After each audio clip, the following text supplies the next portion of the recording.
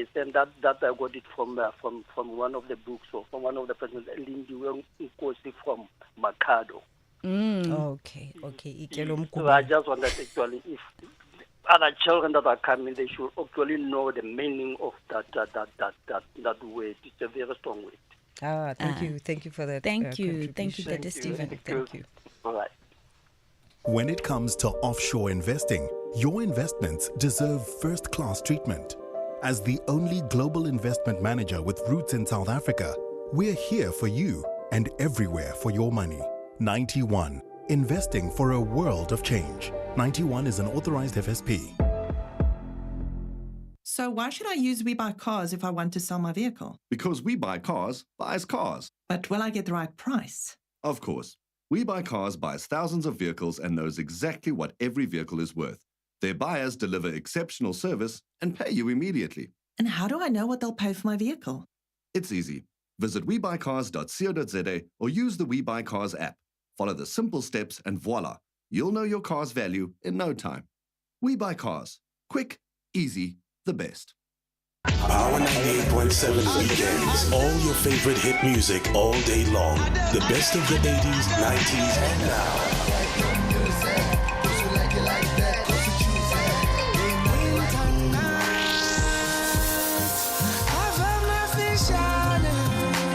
If it isn't a hit, we don't play it. This is what our weekends are made of.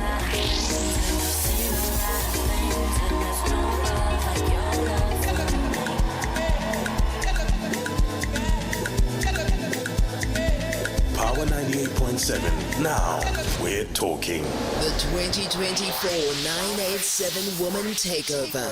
Hashtag 987 Woman. It's 6:51 and you're back with Masego and myself, Mmabatho, on Power Breakfast. You know, streaming has come into the country hot and heavy, and there's a lot of excitement around it from the viewer's perspective. And there was also a lot of excitement around it from the perspective of producers within the film industry. Yeah. But it hasn't been as rosy as we may have thought it might be. Okay. We're going to have a conversation with Leila Swart, producer and editor and co-owner of Yellowbone Entertainment, as well as Tinas Ferreira, an independent TV critic, writer and journalist, from the perspective of its impact on, the South African traditional television industry, and also from an intellectual property perspective.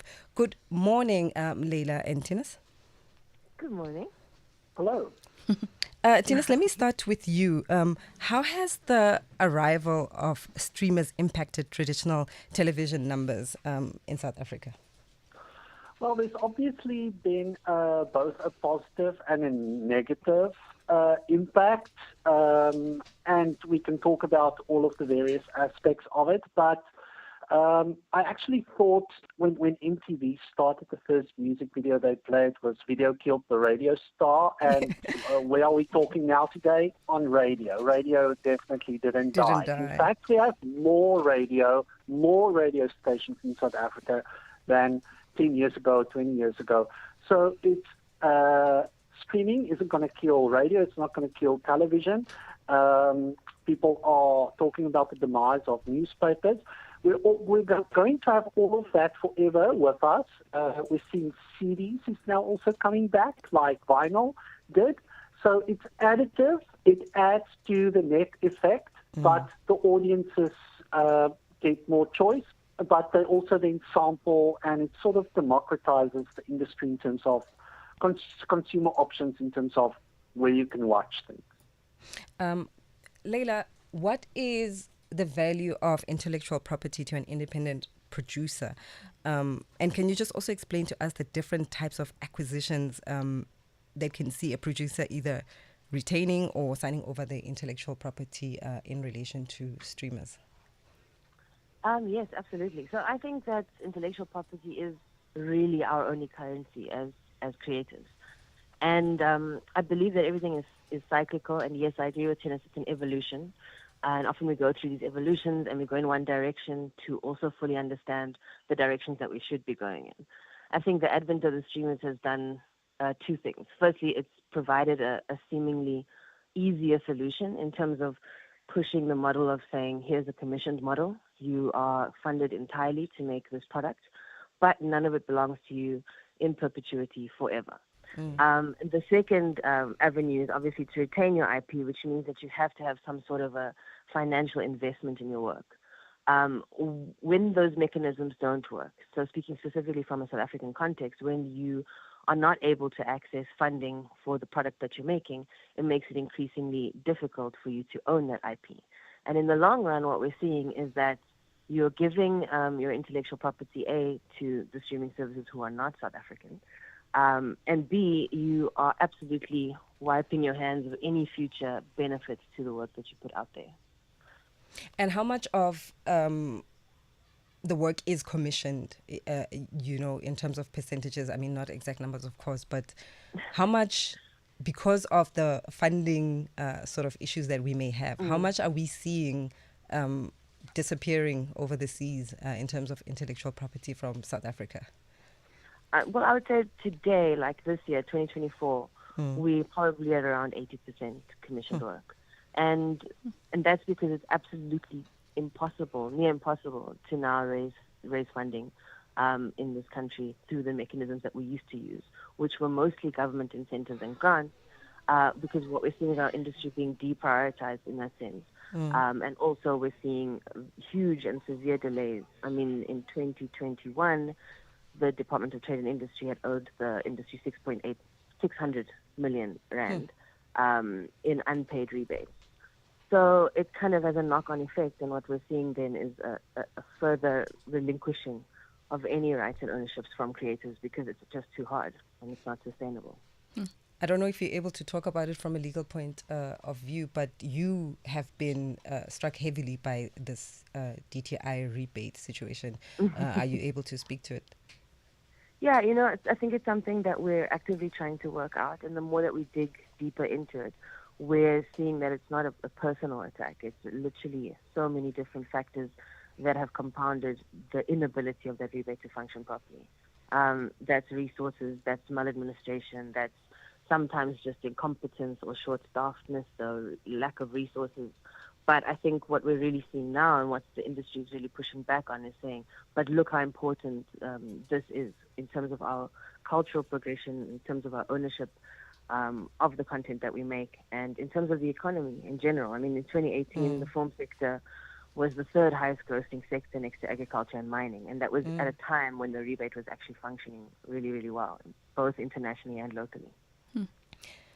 Tinus, we see a Prime Video coming into the country, people jumping ship from, working from companies like MultiChoice to go head up acquisition positions there, and then they pack up and leave.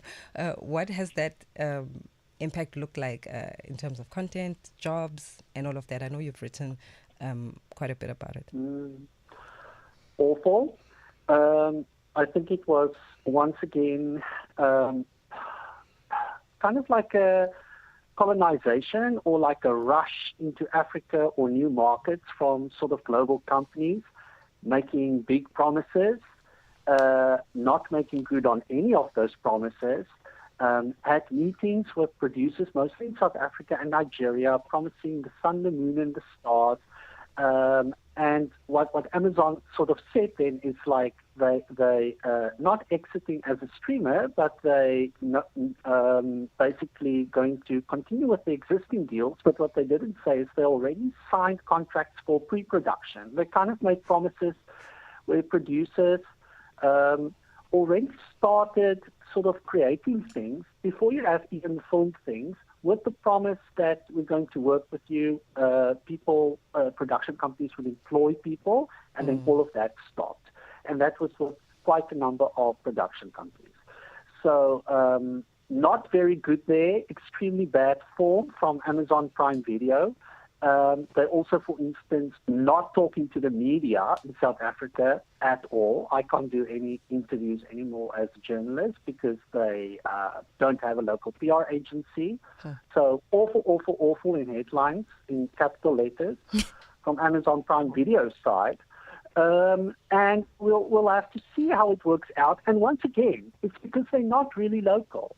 It's somebody in America who decides, my company needs to reduce the headcount or the offices or whatever, and then that decision flows out, and then the Singapore office closes down or whatever. So, Amazon... just quickly, before we go to news, I have just one last question about Canal Plus.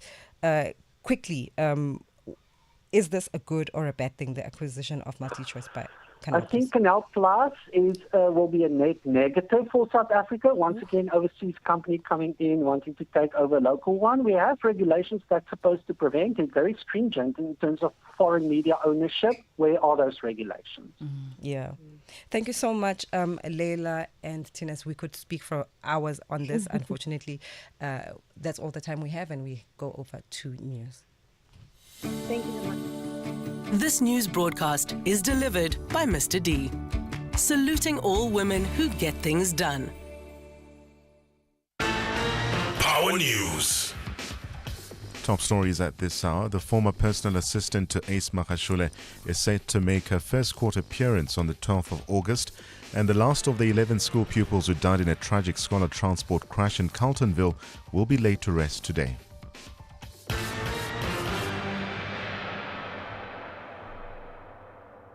With the Power News at 7, good morning, I'm Tlantla Sihume.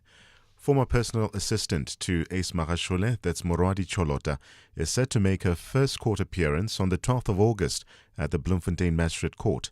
Cholota served as Magashule's personal assistant during his tenure as Free State Premier, was escorted by law enforcement authorities at OR Tambo International following an extradition from the US to South Africa. She faces charges including fraud and corruption, which is linked to the asbestos case. Cholota's involvement in the case came under scrutiny after she testified before the State Capture Commission in 2019, admitting to requesting financial favors on Magashule's behalf. In 2021, a warrant for her arrest was issued after she initially agreed to become a state witness but later withdrew her cooperation. Hawk spokesperson Colonel Pilani Nkwalase lauded the extradition as a milestone achievement. Following a lengthy process involving the Hawks National Prosecuting Authority and Interpol, a 37-year-old South African woman who is based in the United States of America, USA, has been successfully extradited and placed under arrest. The extradition was approved by U.S. authorities on the 31st of July 2024. She arrived in South Africa on Thursday, the 8th of August 2024, and was processed by the Hawks detectives to appear in the Bloemfontein Magistrates Court on Monday, the 12th of August 2024. The last of 11 school pupils who died in a tragic scholar transport crash in Carltonville will be laid to rest today. In July, Letabo Singh and 10 of her peers, along with their transport driver, tragically lost their lives within their minibus taxi was reportedly rear-ended by a bakkie, causing it to overturn and burst into flames. The 10 other learners were laid to rest in an emotional mass funeral in Forchville yesterday. The Singh family is expected to visit the accident scene before heading to Kokosi Township for the little boy's funeral service this morning. Addressing mourners at yesterday's mass funeral, Gauteng Education MEC Matume Chilwane outlined that his department will take steps to prevent such incidents from occurring in future. I was saddened when I saw a similar incident that took place in Mpumalanga. Very painful. And also it raised a couple of questions to me that what is it that we need to do differently? Because if we are to correct what has happened and to prevent this incident from happening, we must do things correctly. The first thing that we need to do, that we'll be doing, we are going to go strongly on this private scholar transport. We are going to be working with our schools. If taxi does not comply, principals know. They are the first to make sure that those kids don't go back on that taxi to go back home, even if it has brought them to school. Chilani also emphasized that the driver of the bakkie, that's Gert van Emmenes, has a case to answer to. The 55-year-old is currently out on 20,000 rand bail and is scheduled to appear back in court in October, facing 12 counts of culpable homicide. What I know is that if you hit somebody from behind, you are at fault. My K53 told me that. And if I'm going to hit somebody from behind, then I should, to a large extent, shoulder the blame. So I don't know how he believes that getting the top lawyer can get him out of this. But I believe in the law. I believe in our judiciary. I believe in the NPA, and I think they will have a solid case. He does have a case to answer in court. That's why he's there. As South Africa commemorates and celebrates Women's Day today, Limpopo Provincial Commissioner of Police, Lieutenant General Thembi Hadebe, has highlighted the significant role that female officers have played in also reducing domestic violence and related cases in rural Limpopo. Speaking during a series of Women's Month events in Thohoyandou, Hadebe praised the positive impact of police in their efforts. The events featured an awards ceremony honoring officers whose investigations have led to landmark convictions. The Commissioner stated that the ceremony aimed not only to celebrate their achievements, but also to motivate other law enforcement professionals to pursue justice with equal dedication. The FCS environment, family violence unit, an environment where myself I come from, an environment that I'm also passionate about it because it deals about all the plights of the vulnerable groups. These are the people that, you know, if you deal with those cases yourself as an individual, you get rattled because it also torments you. I'll tell you that I decided to quit the environment because I felt it then created trust issues between me and my husband because I had also leaking girls. That's why I left the environment. So I respect these police officers who stay for decades and decades still dealing with these issues that go to the social fibre of the society of this country. And an immigration expert believes that the final investigation report on the prima facie evidence or allegations against Chidima Adetina's mother will bring closure to the controversy surrounding the former Miss South Africa contestant's nationality. The investigation, which is currently underway, aims to determine Adetina's legal status in the country. On Wednesday, the Department of Home Affairs disclosed that Adetina's mother might have committed fraud and identity theft, further complicating the situation. Adetina's citizenship has come under scrutiny following reports that she was born to a Nigerian father and an allegedly Mozambican mother. The expert also suggests that the conclusive findings of the investigation will be crucial in resolving the matter. Ashraf Esop explains.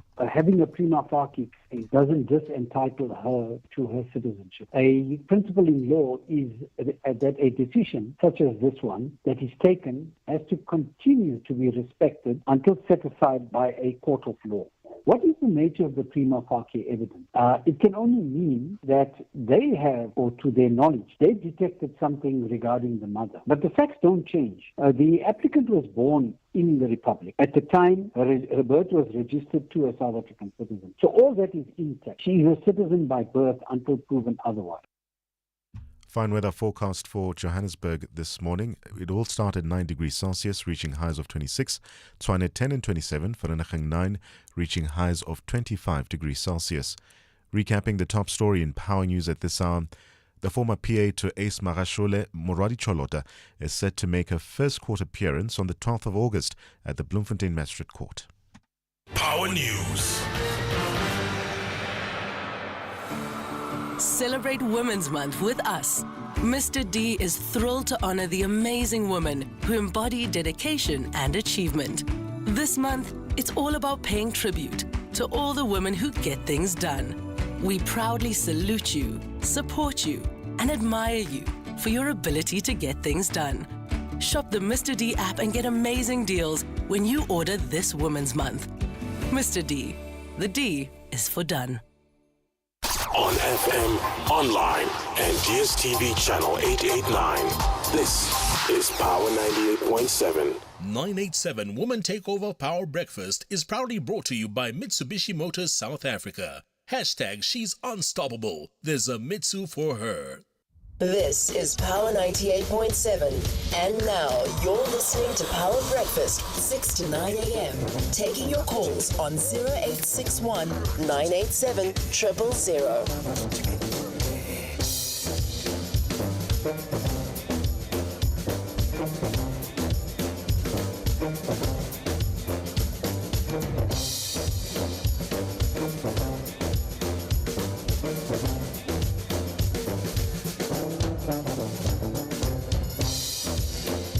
Coming up in the next hour is the Mr. D giveaway moment, where you stand a chance to win 1,000 Rand in Mr. D coupon, redeemable on Mr. D app.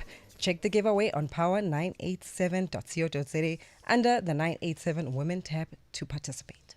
Good morning. Welcome to the second 60 minutes of Power Breakfast. You're still with myself, Masego Rahlaga, and Mmabatho Montsho. We're keeping you company for another 2 hours, and we hope you'll still engage with us. Of course, we're expecting you to engage with us. In fact, our studio line is 0861 987 000. On Twitter, you can find us on @PowerFM 987. You can use the hashtag so that it's easy to find you. You can use the hashtags Power Breakfast or hashtag 987 Power Woman. And of course, we'll read your tweets and find out anything that you want to know about us. We'll let you know on Facebook. We are Power FM. And then on our WhatsApp line is 083 303 7093. Do send us your voice notes. We'll play them here on air. And then, of course, frequencies in terms of finding us and continuing to listen to us. Tell your friends as well. We are 98.7 in Pretoria and Johannesburg, and Joburg South in the West Rand is 103.6. Vereniging is 104.4. East Rand and Ekurhuleni 107.2. Shout out to the people in Tembisa, and of course audio channel 889. That's where you can find us, and we're also streaming live. Actually, you can see us dancing, getting up to whatever we're getting up to. www.powerfm.co.za or on YouTube, Power 987. What's coming up this hour, Dan? We are speaking to former Deputy President and former Speaker of Parliament, Baleka Mbete. Sure, that's going to be a very powerful conversation in terms of, the fact that she led this country for a couple of months. She was a speaker for 2 terms. She became, actually she's been fighting for women for a very long time, and that's expected at around 1:15 or 20:15. But I see we're already getting calls. We're getting calls. Wow, Frank in Tzaneen, what's up? What do you want to tell us? Hello, good morning.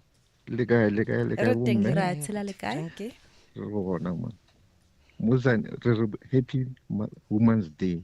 Thank you. Let's see gore re a le rata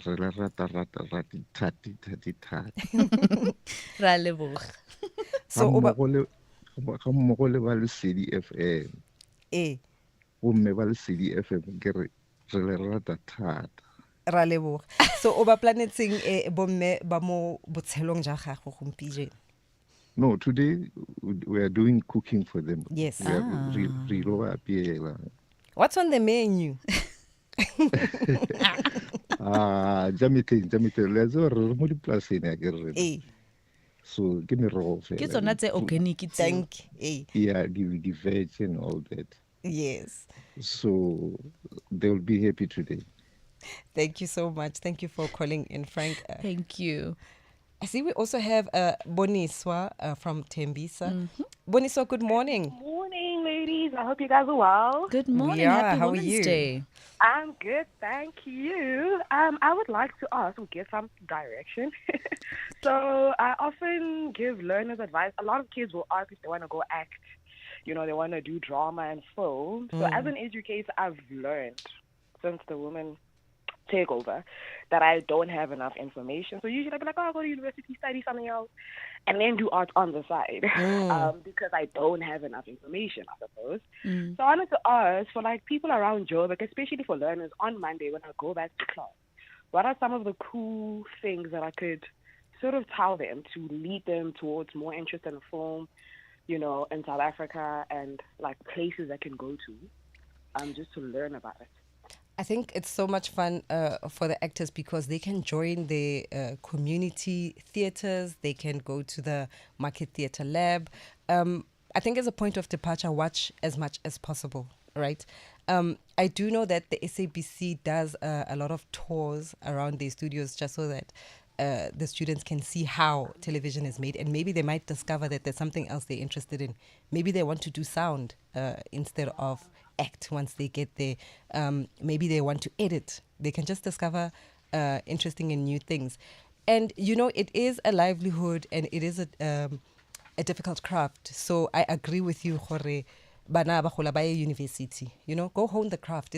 Millions of people watch TV. You want to make sure that you're putting out good things. I think Masego can also jump in there because, you studied communications and it landed you up on TV. Yeah, well, with my side of media in terms of journalism, Boniswa, it's actually a little bit more simple because you can study to become an accountant, even a chartered accountant, even a lawyer, and decide that you want to be a journalist, and then you can specialize in those fields. So for journalism, for example, you don't have to do journalism or media studies. If you, like Mutsiri Simohono, for instance, today she's won so many awards as a sports journalist. She is actually a chartered accountant by profession. That's the degree that she's got. So yeah, that's the advice that I would give. But Boniswa, thank you so much for your time, by the way, and thank you for calling. Happy Women's Day, and I hope you enjoy your day. Please continue to listen, by the way. We're about to have a conversation with Baleka Mbete. She's on the line for us. And, I believe, Mama, that you move things around to speak to us today. Thank you so much. We do appreciate it. Let's just start with the fact that, you've been, on the cause fighting for women for quite a long time, even in African countries such as Kenya, Malawi, all those countries that you were in exile during the dark days. You were fighting for women since then. Are you happy with the progress that we've made so far, especially as the African continent? Well, good morning, and thank you for inviting me on this beautiful day, a day for women to enjoy, by the way, because, we women forget ourselves most of the time. So I want to start by congratulating all women listeners and all men who care about their mothers, sisters, and women in their lives. And to say, to your question, I am happy. As I'm listening to the interview you were just having before you started paying attention to me, my mind went back to years back in the 80s when we were young cultural workers in exile, stationed in Botswana at that point, and belonging to different sectors of the arts and cultural work. And to listen to you people talking today tells me that, yeah, it's a different time. In fact, some of the dreams we were having that time are now bearing fruit. And I am so gratified at this stage in my life. So I'm very happy. And sometimes we complain because things take long to start changing. They do take long. And we simply must wait and know that it's going to happen. We must just never give up. We must keep on keeping on and being determined that if you know what you want, you will get it. Speaking of the cultural work that you did, Mama, you were at the helm of arts and culture in exile, choirs, poetry. Yeah. How do the because today we look at the portfolio as a relegated one, right? And even in the strategic plans for the country, it's not considered as something that can contribute meaningfully to the country. But you were at the helm. How did arts and culture by activists shape and radicalize each other, but also shape the movement and how it found expression? I'm very glad you put this issue under sharp focus because it has to be said that we did drop the ball. Because when we were in exile and under the leadership of visionaries like O.R. Tambo and many leaders that worked with him of that generation, Bomme Ruth Mompati, Bomme Gertrude Shope, who's now still alive, still around to inspire us. But we understood the importance of the arts, of culture, and all that whole sector of activity in the heritage camp. And we did the work in a very organized fashion. when we were outside there and planning for a culture in another South Africa. But as soon as we came here, unfortunately, we put the art, culture, and heritage portfolio a little bit aside. Not that we had forgotten, but we did not mainstream it into priority work where we in the liberation movement who had led the struggle, including in this particular sector, would stay on top of strategizing, knowing how best to now mainstream the activities and how to make sure the policy and the implementation of everything is informed in the same fashion as we had done in decades before. So, in fact, when the ANC went to the 55th National Conference, it's only then that some of us who had gone through the earlier decades under the leadership of the older generation raised it sharply that we needed at conference, because conference discussions are where you strategize. That's where you actually reflect on what's going on in society. You know where you are weak. You then identify the areas of improvement that you need to actually focus on and put energy and resources into. So we ensured that when we went to policy conference and when we went to the national conference, there was a focused commission that would ensure that when the delegates come from all over the country, who come from this particular portfolio, they would be able to talk pointedly on the basis of identified weaknesses that had come to us over the 30-year period, actually, that we're talking about. Because it was the first time at this last conference that we again reopened a commission, which means a strategic discussion that is based on the reality and the problems and the needs on the ground of cultural workers. So it is when you drop the ball in that fashion that you lose in this particular portfolio that is so important, as we have seen in other nations, how when they use culture, they stick to what they know, because culture is something that comes from the people on the ground. They live it. It's not about what you learn at university. It's what people are talented and they know is handed over by older generations over time, over decades and over the centuries. So now we are actually back into that conscious mode of saying, no, we've got to be more alert, we've got to be more deliberate, we've got to be intentional, and I do believe that the period ahead, with a new round of ministries and ministers that are eager and have energy, we will be able to speak to one another and help one another even behind the scenes, not necessarily being seen in the public to be involved. We all hope so. We all really pray for that in South Africa, because we do need, Mama, for this tide to turn. We needed to look positive again, or more positive.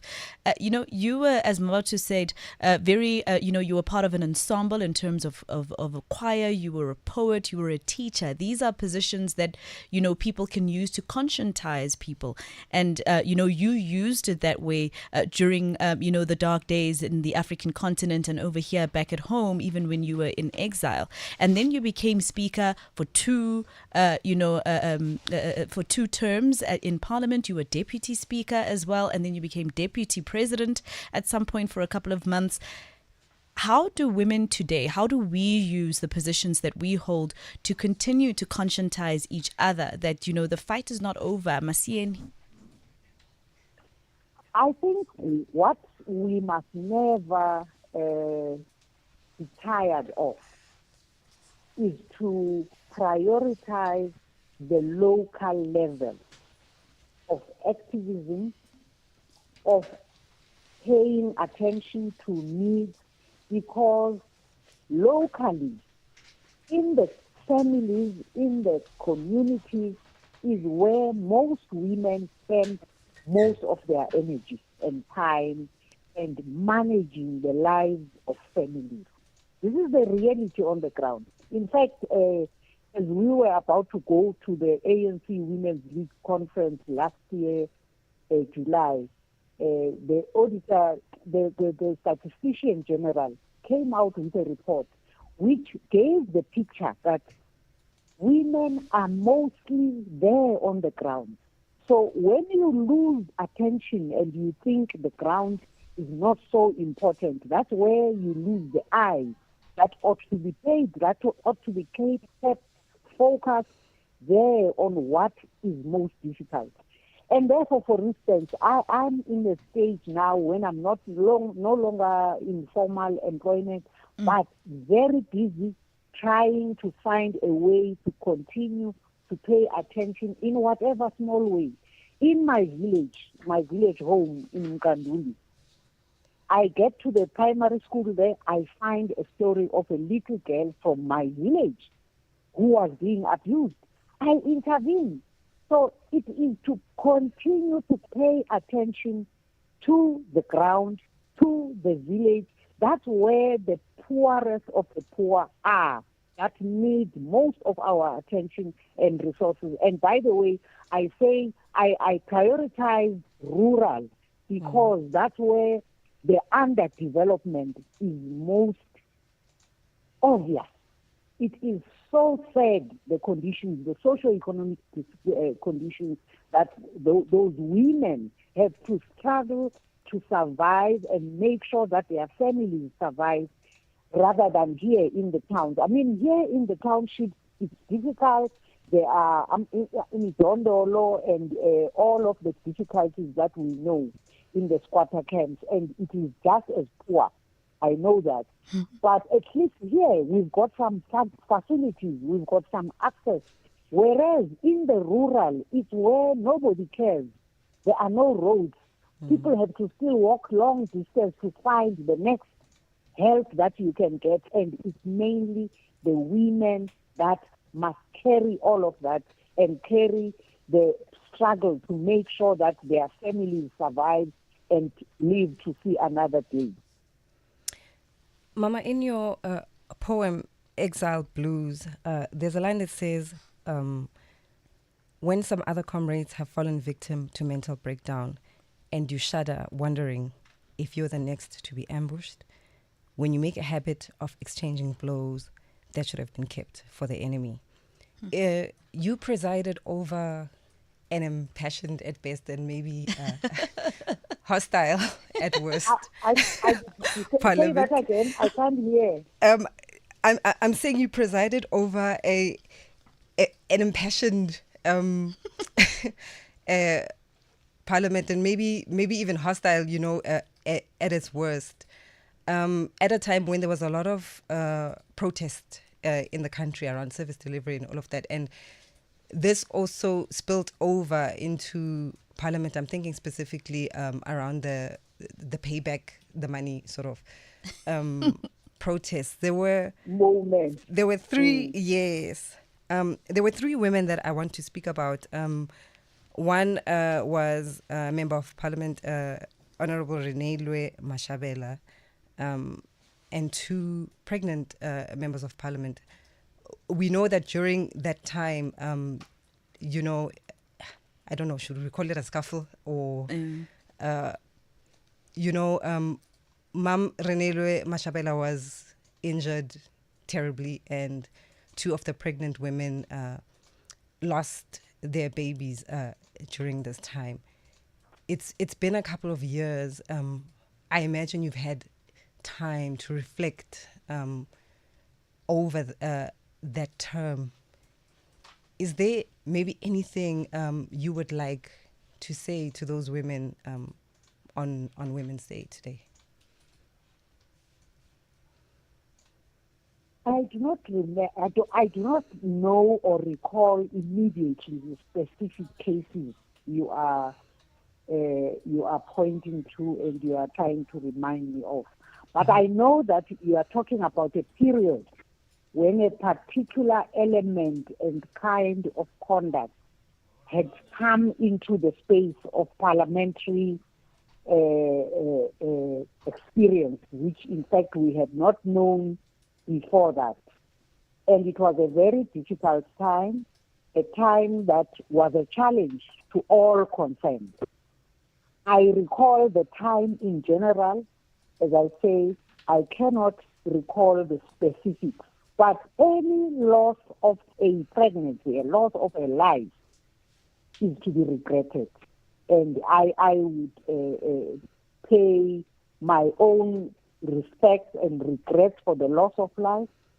As I say, did not unfortunately get drawn into the specifics and to be able to perhaps make an input one way or another, depending on what the details of those specific cases were. Well, Baleka, thank you so much for your time. Thank you for the reflections and the conversation that we've had with you this morning. We hope you have a wonderful Women's Day, and even to those women who actually, unfortunately, in Parliament lost their babies and that they were looking forward to. We hope that today is a little bit better for them. Thank you for your time. We hope you enjoy your day. Thank you very much. I would like to say to many women out there, go for it, keep on keeping on, and a strong and positive Women's Day. Thank you very much for the opportunity. Thank you, Ma. Thank you. She's been off news for quite some time, so I wasn't sure she was going to agree to do this. So we do appreciate that conversation. Ndalta Sehume, you've got news for us. What's happening in the world of news? Thank you, Marcin. Stories making headlines. President Cyril Ramaphosa is scheduled to deliver the keynote address at the National Women's Day celebrations, this time in Phof Adder in the Northern Cape. The event will commemorate 68 years since 20,000 women from diverse backgrounds across the country marched to the union buildings, this to protest the extension of past laws to women.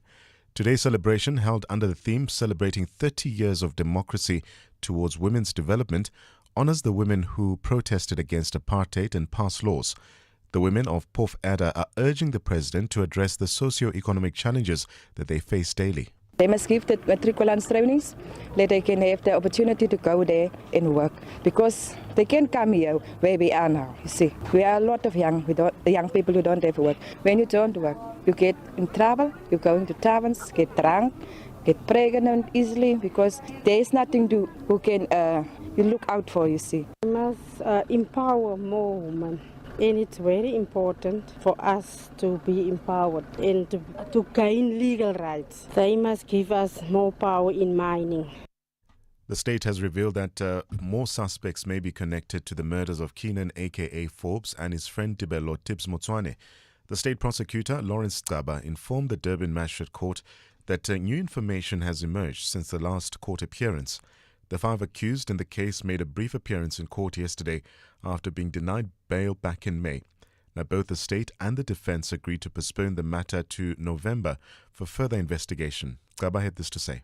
As to how many might be added, we'll be advised by the ruling on the 16th of August, as well as the verification of what has been informed to the state by the individuals I have mentioned before.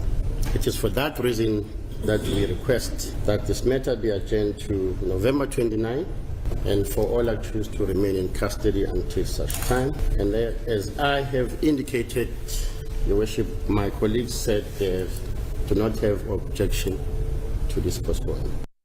And ANC national officials are set to finalize the party's Johannesburg mayoral candidate on Monday. Now, this decision comes amid expectation that Mayor Kabelo Gwamanda will resign following discussions between the ANC and Action SA about a new leadership in the Johannesburg Metro.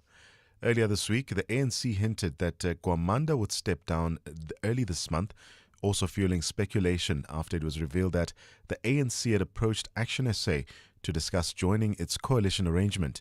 In recent weeks, provincial and regional officials have been engaged in talks about restructuring the executive committee.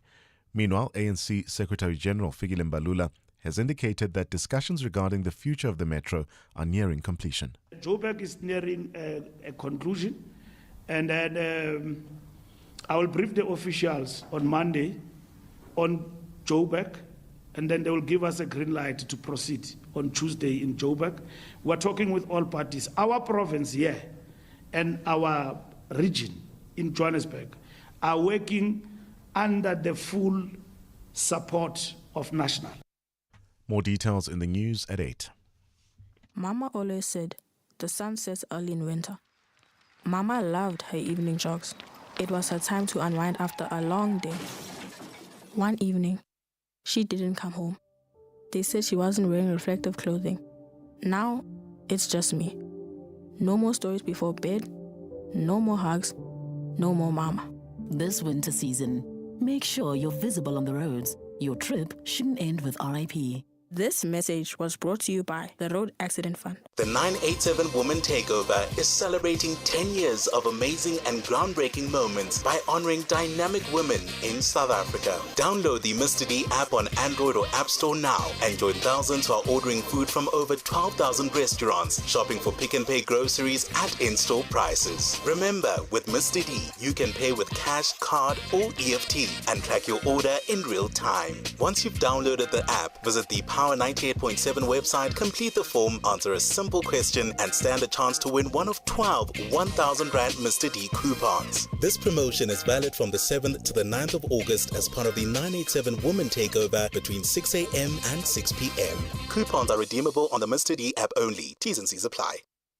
The Ndiso Consulting Group is an authentically African and globally wide management consulting firm which unlocks development by empowering institutions that enable Africa's development. We improve the performance of towns and cities, private and public organizations, as well as local and regional economies. Our solutions to complex management problems are end-to-end and evidence-based. Visit ndisoconsulting.co.za for more info.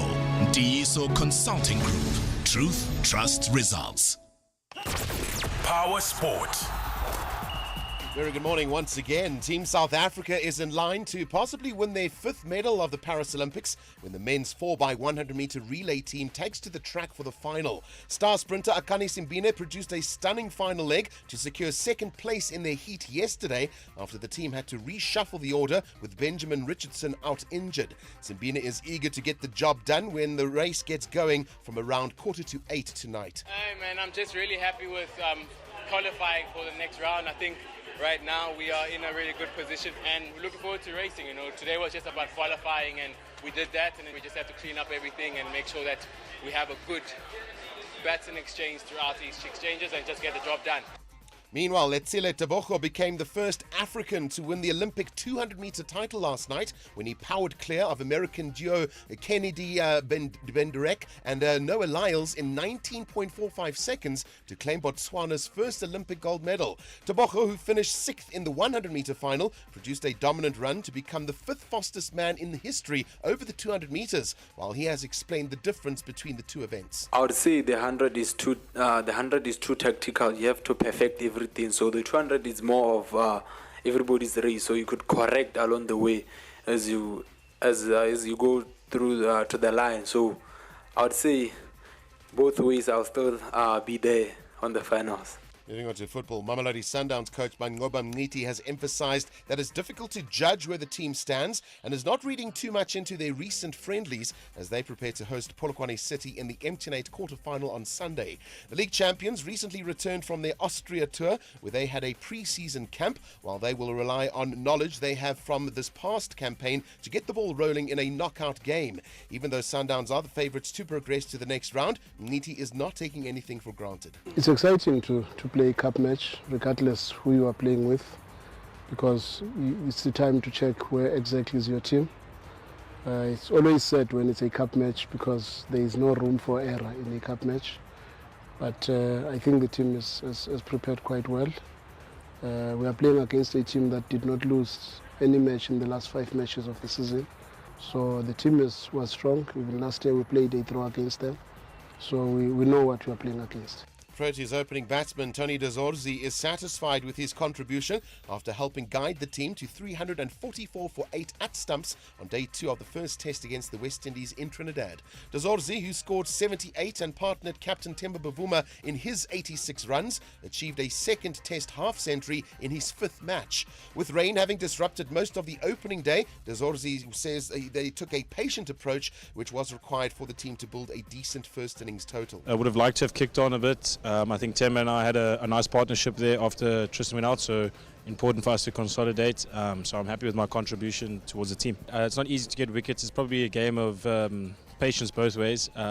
It's not easy, like you say, as a batter, just to get your flow. And I think it's probably a little bit easier when the ball's new to get runs, but that's probably also when the bowlers have their best chance, so it's like a good matchup. And then as the ball gets softer, scoring gets a little bit slower. It becomes a game of patience between bat and ball. And in rugby, Springbok wing Cheslin Colby insists the team is only focused on starting well in the Rugby Championship tomorrow when they tackle the Wallabies. The world champions are aiming to win the Southern Hemisphere competition for the first time in 5 years, but hanging over their heads is their poor record in Brisbane, where they've only won just 1 test out of 11. We haven't won a Rugby Championship since 2019, so obviously it will be unbelievable to get another one. But for us as a team, we're just looking forward to this coming Saturday. As you mentioned, we also don't have a good history here up in Australia, but if you look at it, we haven't played them a lot down here. Personally, we don't look too far ahead. We're just going to put our focus purely on Saturday and deliver our best performance that we can. And yeah, it's not a World Cup, it's a Rugby Championship, and that's our focus for it. I'll have one more update this morning just after 8:30. For Power Sport, I'm Kevin Verlelefeld. Power Sport. Get those lucky numbers ready and play Lotto. Lotto Plus 1 and Lotto Plus 2 for 48 million rand in total estimated jackpots this Saturday. Play Lotto for an estimated 7 million rand. Lotto Plus 1 for 9 million rand and Lotto Plus 2 for 32 million rand today. Buy your tickets now in store on nationallottery.co.za, the mobile app, cell phone banking, or simply dial *120*7529# for USSD. Panda, Pusha, play. Players must be 18 years old to play responsibly. E2 is a proud operator of the National Lottery. Which is the best way to reach success? Is it best to go alone, so you can go fast? Or for many to go together, so they can go far? What if you need to go fast and far? At RMB, we believe the best way to success doesn't make you choose when both are possible. When you need a thoughtful solution for financial complexity, there are only 3 letters you need to know. RMB, a division of First Rand Bank Limited, an authorized FSP and registered credit provider.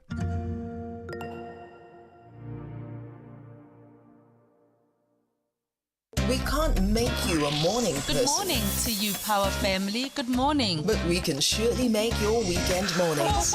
Everything you need to make your weekend mornings better. How are you this morning? I hope you're doing well. I hope you had a fabulous week.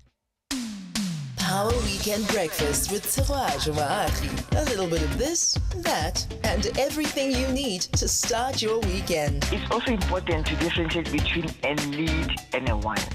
A luxury. But what if I need what I want? Saturdays 6 to 10 a.m. and Sundays 6 to 9 a.m. on Power 98.7. We are members of the Weekend Breakfast Church, hence we don't go to other churches. Now we're talking. The 2024 987 Woman Takeover. Hashtag 987 Woman. Good morning, good morning, good morning. Happy Women's Day to all the Mbagotos out there, all the rocks that are fighting still to make sure that even the future has a better opportunities, especially for women. You're still with myself and Mmabatho Montsho. My name is Masego Rahlaga. It's 7:43, so we're edging closer and closer to the last hour of the show, and I've been having so much fun. I can't believe it. Me too. I can't believe it's almost the end of the show. But Mmabatho, we're about to get into another very important conversation.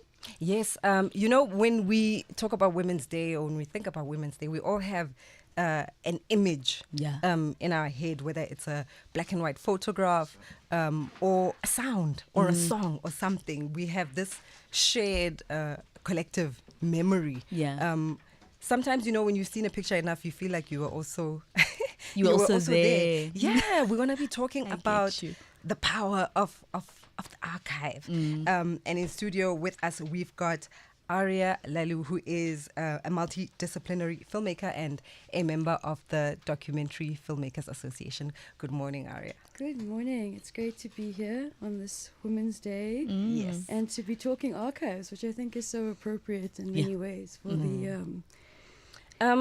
So tell us a little bit about the Documentary Filmmakers Association and, your role there in relation to archive.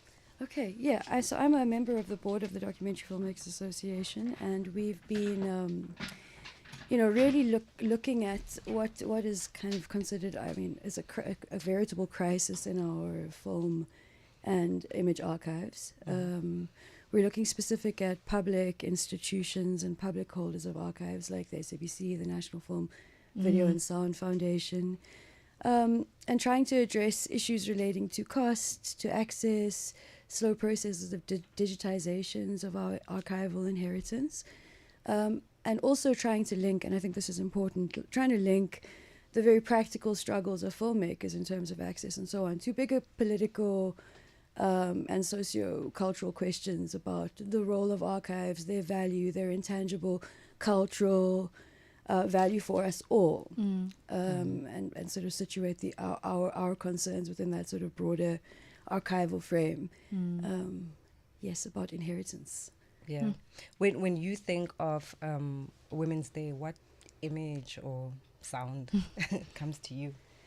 Yes, I think that, the iconic four, who clearly understand, I was thinking a lot about how the image is so central to this kind of, to today, so there's the Dompas and the kind of classic use of the camera as a tool of control and regulation, the colonial camera as a kind of agent of producing colonial power and producing apartheid logics. And then this kind of like reclamation of the optical, which I think is a huge part of the power of that day. They understood, they were thinking about representation. Yeah. They were thinking about what it meant to stand for together against separatist, segregationist logics. They were thinking about their outfits. They were thinking about holding these files and representing, these signatures. Yeah. And so they understood the optical, the power of the camera, and they were full agents in the production of the history of the day. They were agents of the production of their own archive, but they were also producing an imaginary of a world that didn't exist yet. So I think, that's the complex history of image archives. You have both the legacy of oppressive ways of looking and being seen, but also resistance and rebellion against those modes of looking. So, and that would have been on the news, on the day, and that's your world, Masego. Know, it's news today, it's archive tomorrow. Yeah. So what is important to you in terms of the lens, and the kinds of stories that you cover, because that are going onto the record for a very, very long time. What is important to you about the lens, and the story? I always say kids of today are a little bit unlucky in that everything is on a cell phone lately, and people use that lens instead of help. Sometimes, when things trend, etc., people forget to call the cops, and they just wanting to film this thing that's happening, and they forget that thing is going to live forever. You look at, the murder of AKA, whoever leaked that video of him getting killed has traumatized the people who loved him, because it's out there and it's archived, it's going to live forever. So I try to avoid using things like that in my job, and it was much easier doing it, Mmabatho, when I was on radio, because radio is more theater of the mind. It's more about describing, and you can be a bit more careful in how you imprint that archive in people's minds on radio, whereas on screen it's out there. You know what I mean? And for me, I guess when I do create content that I know is going to live forever, I try not to, like, for instance, I covered Life City Many for a long time. Yes. And I tried in every single story that I told on TV for that, period, I did not add the crying mothers and sisters too much, because I know it can be emotive to drive the story forward, especially to the government of the day then, that this is what you did. So when I look at it that way as an activist, I'm like, okay, this mother crying, I can show the government of the day that this is what you did to these families. But at the same time, I'm also very careful in the how, because I don't want to embarrass them at the same time. Because like you're saying, it's something that will live forever. You spoke about this at the Durban Film Mart.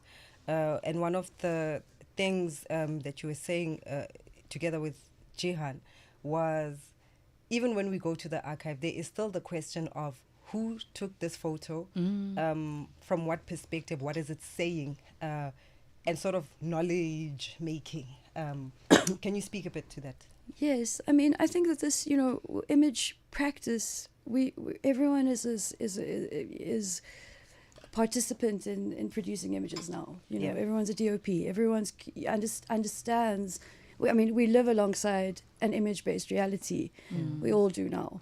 And I think, for people who are professionally or have been thinking or working with the implications of that, there's a kind of critical thinking and a literacy that comes when one is a practitioner around the ethics of representation, how we represent, what we represent, how bias reveals itself. And a part of that thinking comes directly from a past in which the image was used and its power was used against people, was used to frame people in certain ways, to produce certain kinds of logics that weren't true. And I just want to, I was thinking about the Wationgo, in the context of kind of decolonization, why all of these questions become, it's about the ethics of representation in very sort of everyday contemporary ways. Yeah. But it's also about understanding what we inherit in terms of ways of looking from the past. And in a kind of decolonial context,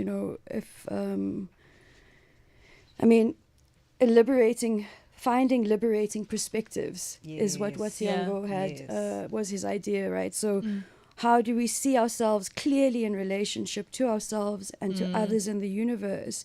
And that decolonization isn't a closed event, but an ongoing process of seeing ourselves clearly. And I think for working with images and looking at them and applying critical thinking to what we've inherited from the archives, how we make images ourselves, increases our kind of literacy and our ability to work against oppressive logics. Yeah. So more exposure, more access equals more literacy. It's like reading, right? Like the more images you look at, the more you critically engage them, the better you're going to be at thinking about frameworks of ethics, undermining power, kinds of power that are against the sort of sight of the human or our ability to see clearly. Okay.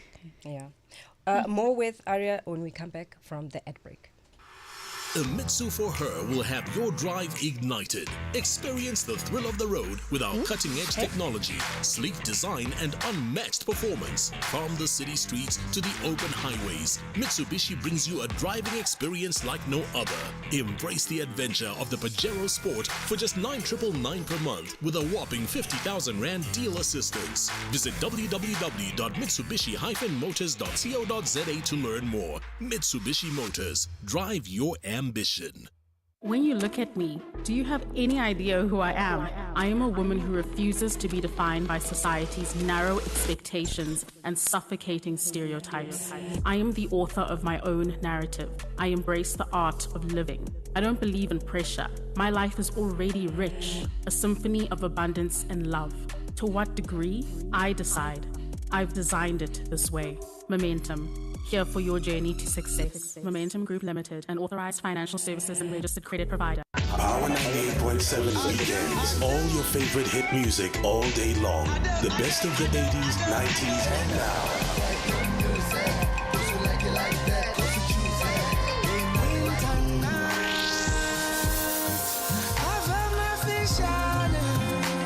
If it isn't a hit, we don't play it. This is what our weekends are made of.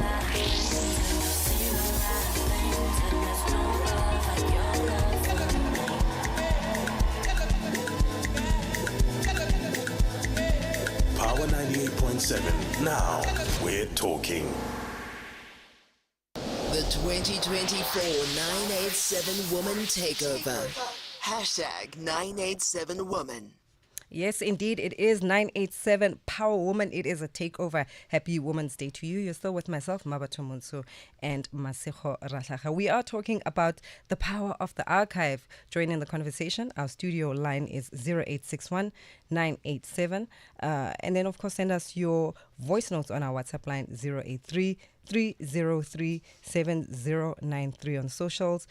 We are at Power FM on Twitter. Our hashtags are Power Breakfast and hashtag 987 Power Woman. Well, thank you very much for staying with us. To all the listeners out there, we're still with you for another hour, 5 minutes. I just have a question. Mine is actually quite simple. You know, when people take footage or even images, they always, it's like breaking news, right? And how you treat it. Sometimes you break news before you should because you want to be first. There's also the issue of credit, when it comes to people wanting to be credited for their work, in the archive that they create. How important is that? Is it even important? I think it is, but you get what I mean. Yeah, absolutely. I mean, I think that these are very big questions around authorship, the relationship between who takes the image, who the image is taken of, how power sits in that sort of dynamic, which is a kind of central set of very complex questions in sort of documentary representation specifically. But I think you could probably apply similarly to any form of representation, fiction.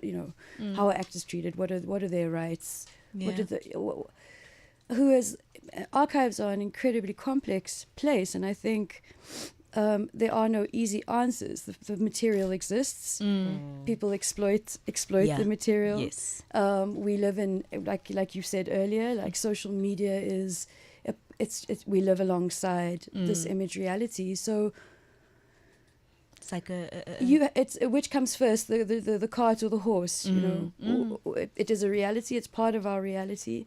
We have a responsibility to think as deeply and critically about it as we can, because we participate in essentially a circulation of historical circulation of images, and so. And I mean, we must also understand that the discourse or the conversation is happening alongside like an accelerated kind of technological process that we're part of, the sort of shape and the history of. Yeah. And so I think the first thing is exactly what you're saying, to ask the questions and to bring intention and to bring care and consideration and thinking about respect and dignity and how we see each other. Yeah. Because I think that's if I was like, that's the foundational, what is the nature of human relation? Because if the nature of human relation is founded in something that's not extractive, exploitative, full of domination and violence, then surely the way we represent each other will have less of that too. Yes. So I think, to sort of center relation, and then the camera as a kind of instrument of relation or something that reveals it and reveals power and so on. Very powerful tool. Yeah. Let's talk a little bit about your own work and how you use archive, the kinds of stories that you want to tell. Yeah, so I'm currently making a film about this very thing, my relationship to the camera, what I inherited in terms of ways of looking, as part of a kind of generation of image makers coming of age in a place where we had to reimagine, or we were like tasked with reimagining ways of relating. Yeah. And, I see, like, I'm interested in challenging the power dynamics between sort of big macro history and historical images and personal, intimate archives that reveal different kinds of relation and relation to the world, relation to each other. So that's really, it's kind of it's a calling, to sort of. It's fascinating. I was looking at your Instagram and you've got this beautiful image of your mom and you creating this painting out of it, and it just made me think about the power of the personal archive. In closing, can you just give us your views on the power of the personal archive? Yeah, absolutely. I mean, we're such political we're so close to history, to big history. And so political identity and the political narrative is often what we associate the archive with. All the nuance and complexity of everyday life, of the small histories, of history from below, sits in other kinds of archives, not in the big macro historical sites. And I think that there's something about that relationship to identity, to the past, to who we are, beyond the political identity, which we're always going to be with and we need, is an important sort of way to think of historical identity and sort of how we imagine ourselves in historical time, where we come from, who we are, what we could be. So yeah, the personal is incredibly, it's also a very political site. Yes. Apart from it being full of feeling and memory and all of that stuff. Yeah. Thank you so much for joining us, Aria. We look forward to seeing your work as a filmmaker and continue the work on fighting for the preservation and access of the archive. And now it's 8 o'clock. It's time for the news. This news broadcast is delivered by Mr. D, saluting all women who get things done. Power News.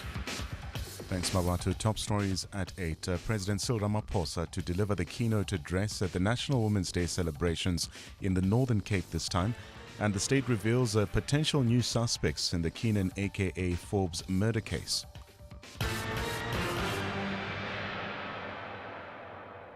With the 8 o'clock news, good morning, I'm Tlantla Sihume. President Cyril Ramaphosa is scheduled to deliver the keynote address at the National Women's Day celebrations in Phof Adda in the Northern Cape. The event will commemorate 68 years since 20,000 women from diverse backgrounds across the country marched to the union buildings to protest the extension of past laws to women. Today's celebration, held under the theme Celebrating 30 Years of Democracy Towards Women's Development, honors the women who protested against apartheid and the past laws. The women of Phof Adda are urging President Ramaphosa to address the socio-economic challenges that they face daily. They must give the matriculants trainings, that they can have the opportunity to go there and work, because they can't come here where we are now. You see, we are a lot of young people who don't have work. When you don't work, you get in trouble, you go into taverns, get drunk, get pregnant easily, because there is nothing who can you look out for, you see. We must empower more women. And it's very important for us to be empowered and to gain legal rights. They must give us more power in mining. Let's go to court, where the state has revealed that more suspects may be connected to the murders of Keenan aka Forbes and his friend Dibelo Tips Motswane. State prosecutor Lawrence Gaba informed the Durban Magistrate Court that new information has emerged since the last court appearance. The 5 accused in the case made a brief appearance in court yesterday after being denied bail back in May. Now, both the state and the defense agreed to postpone the matter to November for further investigations. Gaba indicates that additional suspects might be brought to court. As to how many might be added, will be advised by the ruling on the 16th of August, as well as the verification of what has been informed to the state by the individuals I have mentioned before. It is for that reason that we request that this matter be adjourned to November 29 and for all accused to remain in custody until such time. And as I have indicated, Your Worship, my colleagues said they do not have objection to this postponement. ANC national officials are set to finalize the party's Johannesburg mayoral candidate on Monday.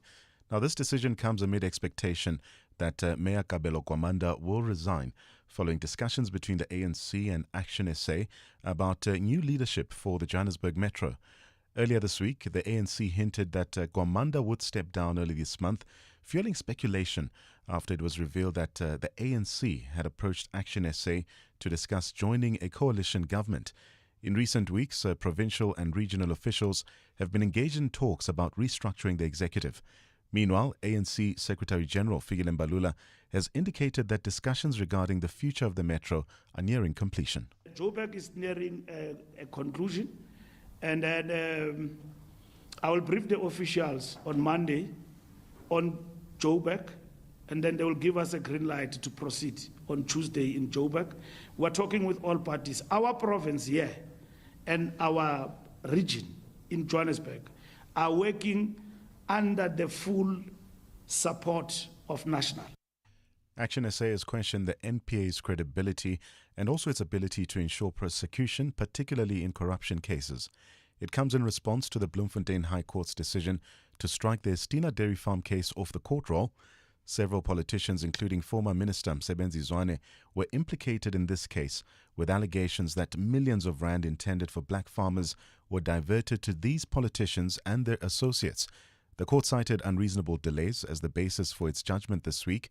However, Action SA spokesperson Lerato Ngobeni says this is unacceptable. This really clearly shows that our justice system is compromised. And as Action SA will continue to express our concern about lack of successful state capture prosecution and conviction, despite the final Zondo Commission report, which has cost the taxpayers' money over billions of rand to produce. This raised questions about whether NPA under the current leadership is capable of delivering the justice demanded by South African people. And as South Africa marks its fourth consecutive month without load shedding, the minister in the presidency has commended the implementation of the country's Energy Action Plan. During her address following the 7th Cabinet meeting, Kumbutso Nchaveni acknowledged that although load shedding continues to disrupt some areas, there is light at the end of the tunnel. On electricity, the supply of consistent electricity is now a step closer to the steadfast implementation of the Energy Action Plan that was announced by the President in July 2022. The Energy Action Plan's consistent focus on planned maintenance and work to achieve energy security by bringing on board new generation capacity has contributed greatly to consistent power supply and no load shedding for over several months. Now we no longer count in days, we count in months. This is an important enabler for economic growth. Fine weather forecast for Gauteng today. Johannesburg is at 9 degrees Celsius, reaching highs of 26. Tshwane 10 and 27, Vereeniging 9, reaching highs of 25 degrees Celsius. Recapping the top story in Power News at this hour, President Ramaphosa is scheduled to deliver the keynote address at the National Women's Day celebrations, this time in Poof Adder in the Northern Cape. Power News.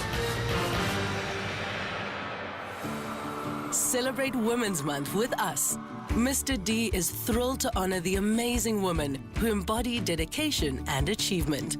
This month, it's all about paying tribute to all the women who get things done. We proudly salute you, support you, and admire you for your ability to get things done. Shop the Mr. D app and get amazing deals when you order this Women's Month. Mr. D, the D is for done. On FM, online, and DSTV channel 889. This is Power 98.7. 987 Woman Takeover Power Breakfast is proudly brought to you by Mitsubishi Motors South Africa. Hashtag she's unstoppable. There's a Mitsu for her. This is Power 98.7. And now you're listening to Power Breakfast, 6 to 9 a.m. Taking your calls on 0861 987 000.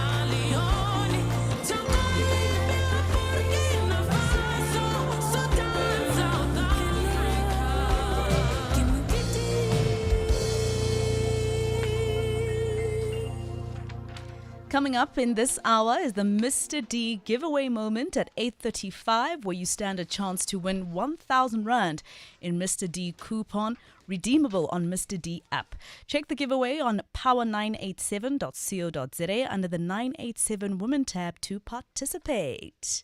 Can you believe we are in the third and final hour what? of our 987 It's been takeover. so much fun. It really has. And thank you for calling in, for sending in your voice notes, and just generally engaging. We've got an amazing last hour coming up still. I mean, there's so much. Don't touch that dial. Please don't. Our studio line is 0861 987 000 if you want to call in. And then, of course, you can send us your voice notes on 083303 7093. We're also going to be reading your tweets. We are at Power FM. Use the hashtag Power Breakfast and hashtag 987 Woman. We are talking about women's health. Yes, we are. And you know what? We are speaking with someone who has such a great resume. It's as beautiful as she's looking this morning. Utlile apere bright on this Women's Day. Dr. T, thank you so much. As a person who was chosen as rapporteur in the UN in terms of the right to health, I think you were the perfect person to be chosen for that position. I've been following your career for so long because I was a health reporter. So I followed you to the HIV conferences. I was always with you, and I always thought, you know what, she's the perfect person to speak about this. But today I wanted to talk to you, Dr. T, about women's health. And employment in all of that, and the fact that we actually spend more on health than men do. I think the University of Stellenbosch says 25% more than men. That's what they found in a report that they wrote this month. How does the employer invest in the woman? When it comes to our health issues, and not just look at it as pregnancy, the period pain, what. So thank you. Firstly, hello. I'm in the great company of Mmabatho and of course with you, Masego. So thanks for doing this with me. I think with women's health, it became a really niche industry in the medical fraternity when more and more women were gaining jobs and work that has always been to be seen to be men's work, especially like your technical work. So women in mining and those kinds of sectors, manufacturing, and because even the workspaces themselves were not really designed even for those men to thrive, but they were definitely not intentional in how women and what the needs of the women are. In my other life, I used to work in a mine as a doctor for the mine. And so I got a first-hand experience of what it can mean when you have people that you want to be working and extracting minerals from the earth when they are not well, when they are not sick. But also what it means as a response that I felt was not compassionate, did not take into account the realities of people, and also the fact that, food insecurity is a big thing. So, and water, right? So when we write prescriptions and say, take this for 7 days with water and take it with a meal, we have made so many assumptions about that person's life without even having to ask. So it means we don't understand our own patients at the time. And so that's where my me being Dr. T with human rights, behind my work comes from. But for women in the workplace, it's important that it becomes more than just a requirement for labor, so that people can then be found to be adherent to the policy. We need to be intentional about the fact that for many of us, we are absolutely exhausted between the first and the second and maybe the third day of a period, right? We may need, in fact, more than 3 months of maternity Sometimes leave. even a week leading to. Even the week leading to. And so those realities, it's real. It's what happens to all of us almost every month. And yet you live in a capitalistic system that's extractive by nature, right? And because of the extractive nature of it, it wants to take out of you as its employee as much as it can for its bottom line. But you never see the benefits of that bottom line in your mental health, in your wellness, in the way the space in your workplace is designed. I mean, we're still saying, sex work is work, precisely because we want to bring the labor element to it, because on policy, there's a lot more protections there that are not moralizing or being judgmental about the work. It's saying you are the worker and you are in the informal sector. Believe it or not, this country also has laws around what should be happening in the informal sector. Yeah. And why are they informal? Because they're black, because we assume they are not educated. Yeah. You see that. So there's a lot to talk about our wellness, our health, but it's absolutely political at the end of the day. Sure. And then, sometimes it's not even just the employer, right, that, is wrong against the women. It's also even at home. You know what I mean? You get married and then there's expectations. And then if those expectations are not met after a certain period, you start being asked uncomfortable questions. It's still like that till today, where, it cannot be accepted that the man might be the problem. Yeah, it's a societal way that we've agreed that this is the society we want to create. So in the same way, we know it's not working. So let's try something else. And the trying of the something else requires a shift in power and an analyzing of power. Because a lot of what you explained about what happens in the home extends outside of the home, right? Extended family and all of those. Those are the same people we are working with, right? So if a patriarchy at home who doesn't communicate well, who think children must just be seen and not heard, Musadi is you just doing her a favor because now you have somewhere to live. It means we are far a long way, right, to actually understanding human rights at their entirety and why it's such an issue about dignity.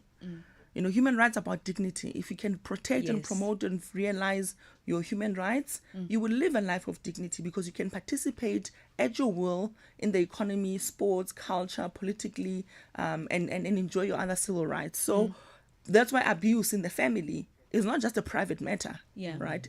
Human rights violations are not a private matter between two individuals, especially when the state has obligations, legal obligations, to ensure safety and security, to ensure, fairness in the labor, if you're talking about labor. Yeah. So the failures that we often attribute to individuals, like, Musadu Tswara Thipa ka bohale. Yes, but when was that said and what was the context then, right? And is the context still serving us to be doing that?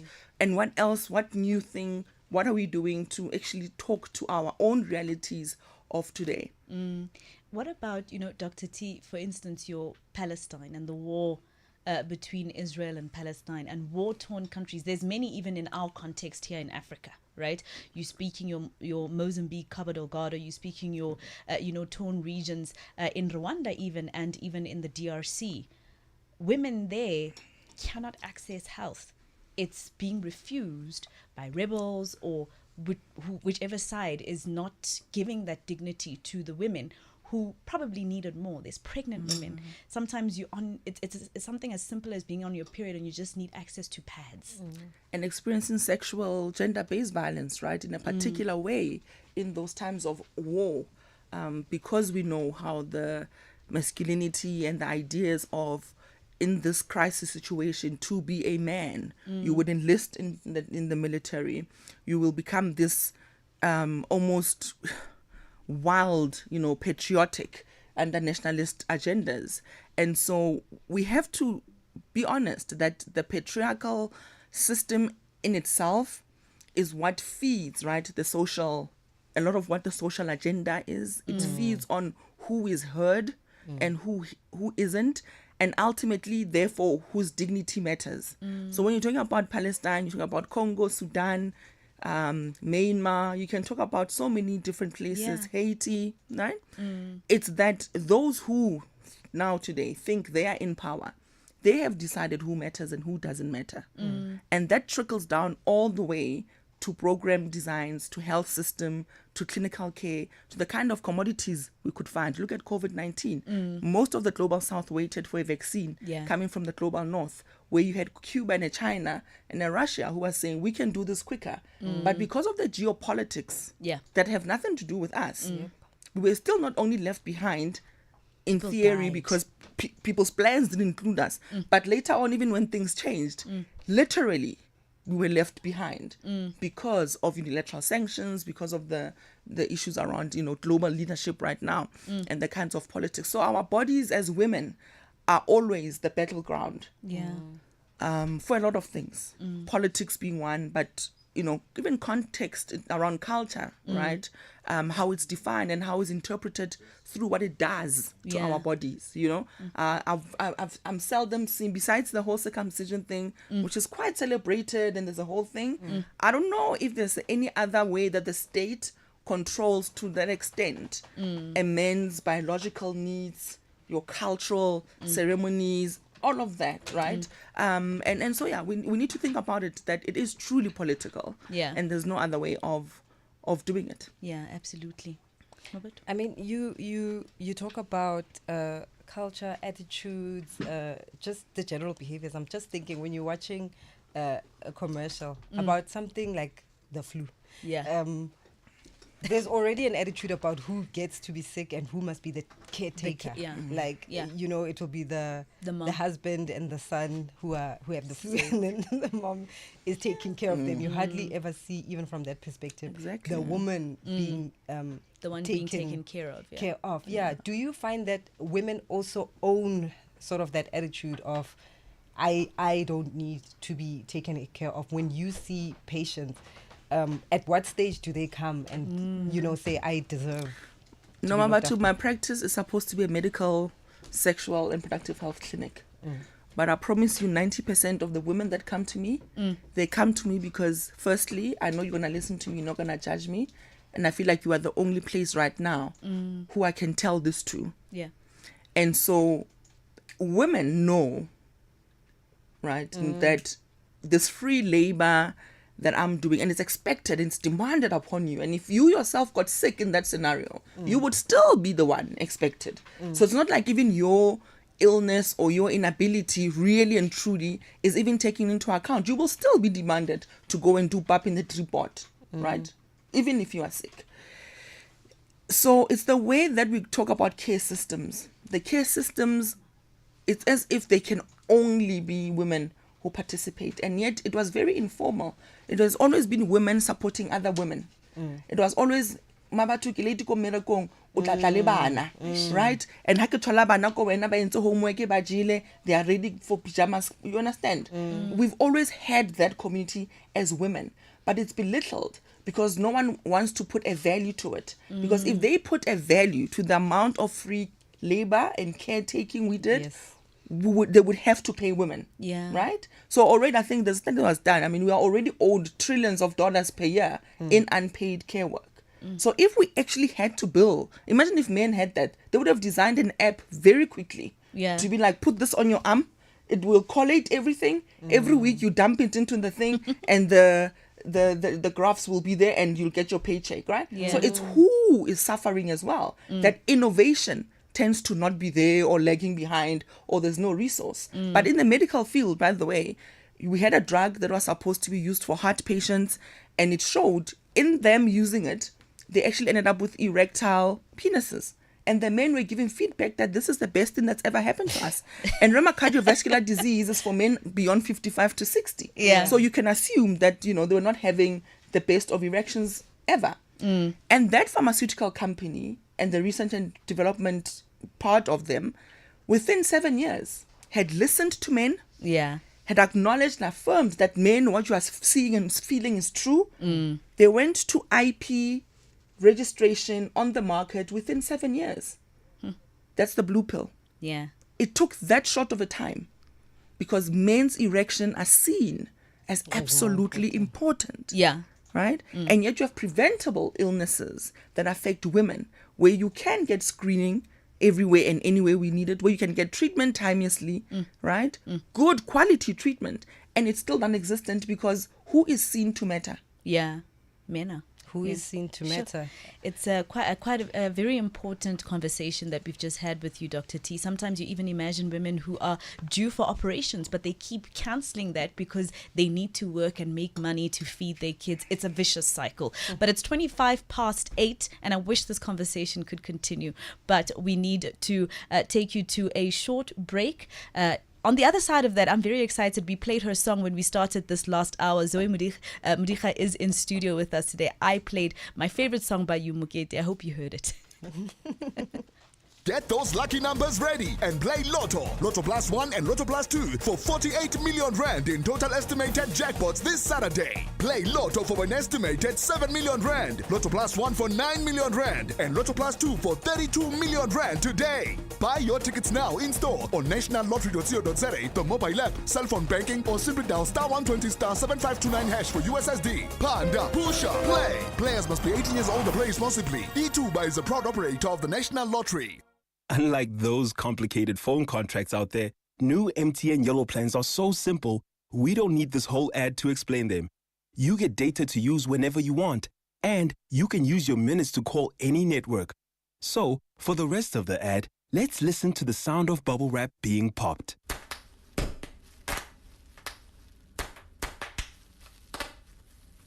Sign up or upgrade to MTN Yellow plans and switch to Simple. T's and C's apply. MTN. From the 7th to the 9th of August, the 2024 987 Woman Takeover. Your host today, the one and only Mabuloko Kubai, the Minister of Human Settlements. Naki boela ko ele orisheretse moment man. Tell me in a date. Umolo udutsi ne le babes. Ai di atlaka na di. You see nane, let me tell you. I was a stiff person when I grew up. So them jiteurai ariye ko club. It was my first time on a club. I didn't know. Kenna oneli winter kia ka bottleneck. Yo, hakacha. Now I can sort of be late trouble like I apere jacket, ki apere skipper, ki apere bottleneck. Ki fufuletswe, ki kokolonya ha sonto ki kopekia ki lo trouble bottleneck, ki se kokoloing. Hey, ne mo fufutsu. Hey, anyway, celebrating 10 years of inspiring and groundbreaking moments on Power 98.7. Now we're talking. Hashtag 987 Woman. Power Breakfast, 6 to 9 a.m. Malibongwe. Malibongwe kamala makhosikazi. I was hoping you'd respond. Thank you. Excellent. Listen, we are in sync. Yes. We were meant to do this together. Yes. If you just joined us, I'm alongside the wonderful Masego Rahlaga, and it is the 987 Power Woman Takeover. We've been having such a blast, and we'd love for you to join us. 0861 987 000 is the studio line, and of course, you can catch us on social media as well. Use the hashtags Power Breakfast, hashtag 987 Power Woman. Our Twitter is at Power FM 987, and our Facebook is Power FM. We are doing all things music. Yes. For the final 3 minutes? Yes. You know, when I listen to this music, I'm trying to find the perfect word for it, right? It feels meditative, but it also feels prayerful. Yes. So it kind of meets you where you are at a spiritual level. Yeah, and sometimes I even would say. celebratory. Yes. Oh, yes. Love it. I think it's the perfect sound for today. And, you know, we are really having muketi in here. We are talking, of course, about the music of Zoe Mudikga. She is the quintessential artist who represents the present and the future of South African music. Good morning, Zoe. Good morning, ladies. Good morning. I'm so excited to be here in such beautiful company. Oh. What a great morning. It is a great morning, ne? Yeah. Listen And to happy your Women's voice. Day to you. Happy Women's Day to all of you too. Thank you very much. Oh my goodness. I feel like we make the world spin. We make do. the world spin. What are your plans today? My plan today is actually a show that I'm doing at Good Morning that's happening in Bryanston, Johannesburg. Yeah. So after this, I go straight to soundcheck and we get the party started. And I think August just has a lot of beautiful gifts that keep on giving. Yeah. Yeah. Okay, let's just hold that dial. Pause for now. We have to speak to you before you go for that sound check. I wish I was coming to Good Morning. I'm going to make a plan to try and sneak in. Ntlantla, what's happening in the world of news? Thanks a lot, Masi. In stories making headlines, the personal assistant to Ace Magashule, that's Moradi Cholota, will make her first court appearance at the Bloemfontein Magistrate Court on the 12th of August. Cholota was extradited from the US and faces fraud and corruption charges which relate to the asbestos case. Her involvement became controversial after she testified before the State Capture Commission back in 2019 and later withdrew as a state witness. Hawk spokesperson Colonel Philani Ngwelase called the extradition a milestone achievement. Following a lengthy process involving the Hawks National Prosecuting Authority and Interpol, a 37-year-old South African woman who is based in the United States of America, USA, has been successfully extradited and placed under arrest. The extradition was approved by U.S. authorities on the 31st of July 2024. She arrived in South Africa on Thursday, the 8th of August 2024, and was processed by the Hawks detectives to appear in the Bloemfontein Magistrates Court on Monday, the 12th of August 2024. Limpopo Premier Dr. Popi Ramathuba has acknowledged the province's economic underperformance but assured that efforts are underway to address it. Speaking at the 7th Legislature debate in Leboa-Kgomo, Ramathuba outlined initiatives to revitalize the economy, including expediting the Musina Makado and Feta-Kgomo Tubatse special economic zones to boost growth and job creation. She also addressed concerns about neglecting commercial farmers, citing recent meetings with them in the Waterberg district. Hence, on Saturday, you probably might be resting with your family. We were meeting with Modimule business chambers. Amongst them was also the chairman of AfriForum. These are influential commercial farmers. These are Limpopians, commercial farmers who had our calls during our Friday speech and appreciated our quest to meet anyone who is willing to build this province. They are on board to help us to rebuild our economy through agriculture. Maintaining peace between the Democratic Republic of the Congo and Rwanda should be an ongoing effort for Africa. This was one of the key outcomes from yesterday's meeting between President Cyril Ramaphosa and his Angolan counterpart, João Lourenço. Lourenço recently facilitated ceasefire talks between the two nations following severe tensions that erupted back in 2022. More details to follow in the news at 9.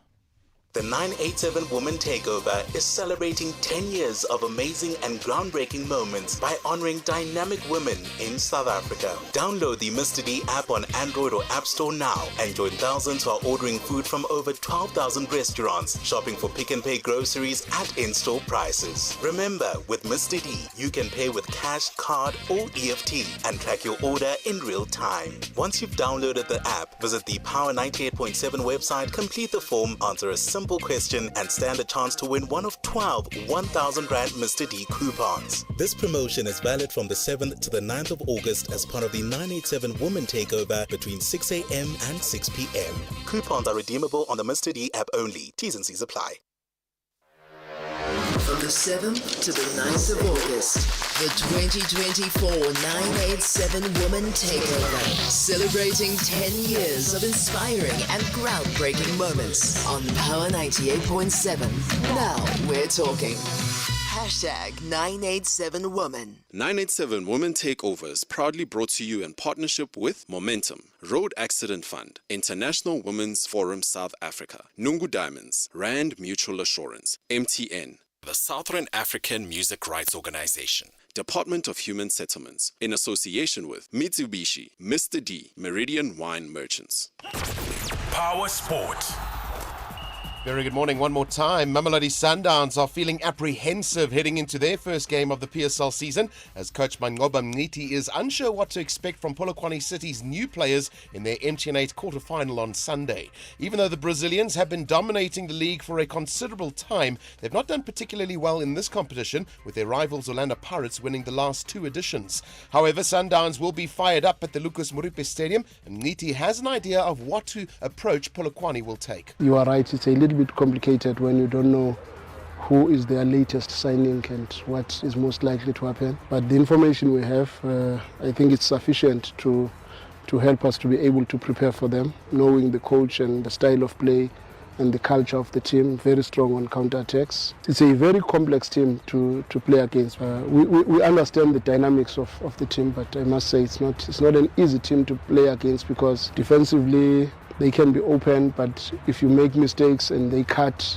they immediately have a very big threat on transition. All the attention will be on South Africa's men's 4x100 meter relay team when they compete for a medal in the final from 7:45 this evening at the Paris Olympics. Bayanda Walaza, Sean Maswangani, Bradley Nkwana and Akani Simbine secured automatic qualification after finishing second in their heat behind the United States. Maswangani says he's feeling confident after missing out on a place in the 200 meter final as Team SA targets a 5th medal at the Games. It doesn't feel like, I've had the best of competitions, but overall, I can only be grateful for my situation. I've had a very long season, and I love ripping the green and gold. And just to come out here with the guys, put up a solid performance like that, definitely is a huge confidence builder, especially after my disappointment yesterday. So I'm just excited for the guys, happy for the guys. We're Olympic finalists, and there's more to come.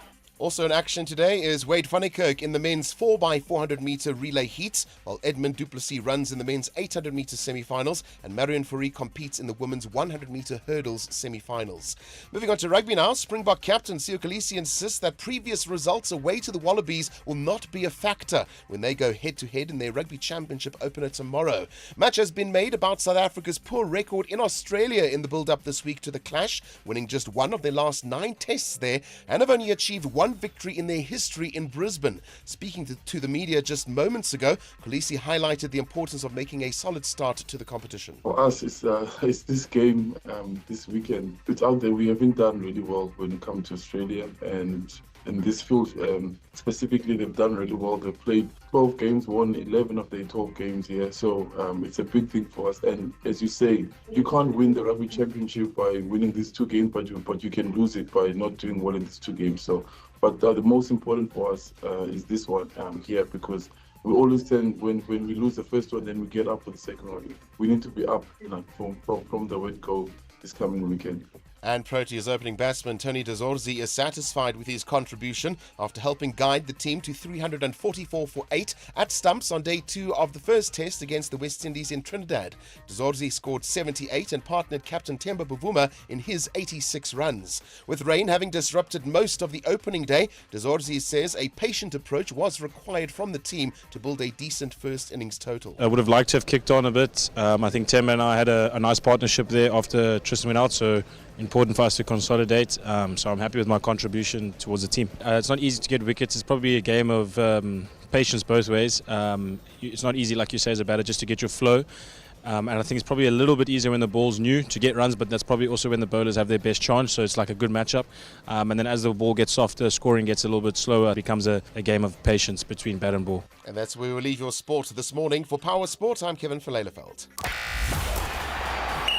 Power Sport.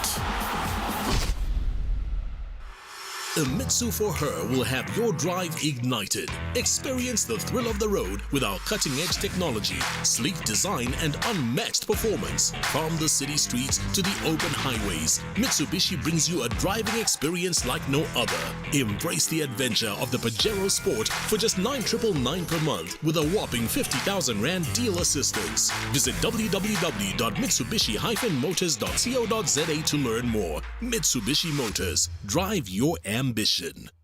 Buying a home can be difficult. It can also be a scary journey. What if I don't qualify? What if they say I earn too little to qualify for a bond? Well, the Department of Human Settlements has your back. Through its agency, the NHFC, the department now offers you a subsidy that brings you closer to owning your first property. You may qualify if you earn between 3,501 and 22,000 rands per month. You may buy a new home, an existing home, or even a service stand on which you can build your home. This subsidy can even assist you to pay for transfer costs or even a deposit. All you need to do is contact the NHFC at 010-085-2199 or go to firsthomefinance.co.za. Hashtag Department of Human Settlements, making strides in housing the nation. The 2024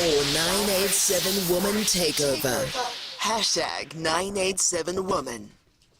It's 8:40 and you are tuned into Power Breakfast. She's still in studio. I am talking about songstress Zoe Modiga. If you want to talk to her, Call us on our studio line 0861 987 000. And of course, you can send us a voice note on our WhatsApp line 083 303 7093. Good morning. You're still with myself and Mmabatho Montsho. 20 minutes left. It's actually 20 to 9 already. I actually can't believe it. I'm a bit sad that at some point we'll be leaving you guys and giving it back to TT next week. TT, one day Mmabatho and I should just invade it anyway. Exactly. Zoe, thank you so much for staying with us and staying here on Power FM this morning. Sure. You're a multi-award winning independent artist. Sometimes you look at the art industry and a lot of young people think that you should be with a record label for you to succeed, etc. But your success is all you. How proud are you of yourself, especially, looking at the fact that you've participated in a film about Miriam Makeba, who at the time didn't have the opportunities that you have today? For sure. And thank goodness for heroines like Miriam Makeba. She's a fellow Pisces, so that excites me a lot. But outside of that, just her advocacy, her activism, the way that she looked like me, I feel like she could be ugokwami. So to have someone be a person that opens the path for so many of us is such a beautiful thing. I think for me, my team is there. It isn't just me. It just looks different. I think there is a benefit to having a label, but I chose the independent route because I really wanted to have domain over my story, my image, my messaging, because these are things that I feel are a calling to me, and it requires me to listen a certain kind of way. So my point of leadership and my point of connecting is different. So it just required me to be able to exercise independence. But it's been beautiful, to come from such an incredible lineage of women and to be continuing and hopefully getting the baton and passing it on one day to other incredible women that do beautiful things and that allow us to really see ourselves and to tell our stories. Beautiful, passing the baton. You do have a beautiful voice, just a beautiful sounding voice, but you also have a voice as an artist. You have something to say, and that's why it's important to you, I guess, to preserve and look after your narrative. What is this message that you want to put across, and why is it important to you to put it across at this time? Man, I would say my message has always been about the human experience, because I feel like it is the one thing that we can all connect with. The human experience is so many different things, but for me, it's always been from my perspective, my observations, my experiences. And with this third album that we released this year called Nomthandazo, which means Mother of Prayer, it really was an album that I wanted to celebrate matriarchy, celebrate divine feminine energy, because I do think women are the spine and the heartbeat of a society. And Nomthandazo is my actual name, but it was also a name that was my grandmother's name. And I never got to experience her in person, but she was a teacher. She was a prayerful woman, and her story is one that walks with me still. They always say, inganga mem, because she was a teacher so many years ago. So I get to really walk in that path of being the healer that she was, and hopefully being the teacher and the learner that she was in life. And it's just, it's a beautiful thing to be able to receive these messages. And for me, it really is a realization that it's a part of something bigger. And I'm really not the mastermind, but I am inspired, I am led, and I enjoy being able to get into those very uncomfortable places to have these stories to hopefully heal and share and celebrate people, and stories that are the soundtrack to people's lives, where you listen to it in traffic, you listen to it when you pray, you listen to it in solitude and company, and we groove and jive and twerk to it when the shows happen as well, where it's just a completely wholehearted, expansive human moment for us to have. Okay, so you do have quite a lot of influence from the matriarchs in your family. Clearly Ugogo Nomthandazo, whose name you now have, and of course you still continue with her journey, right? But we were speaking to Dr. Tlaleng Mofokeng just a short while ago, and it's people in your industry usually, or women in your industry usually, Mushito Tolapele, you can't stop just because you're unhealthy today. You have to go do it because there's bills to pay. How important is support? Oh my goodness. I feel like support is mandatory because my journey, even though I'm the front facing thing, Nomtandazo Zoimudicha is the front facing thing, but it's not something that I'm able to fulfill as an assignment alone. I do need anchors. I do need people around me. I do need strategists. I do need people who help to make the visions and the messages and the songs come to be.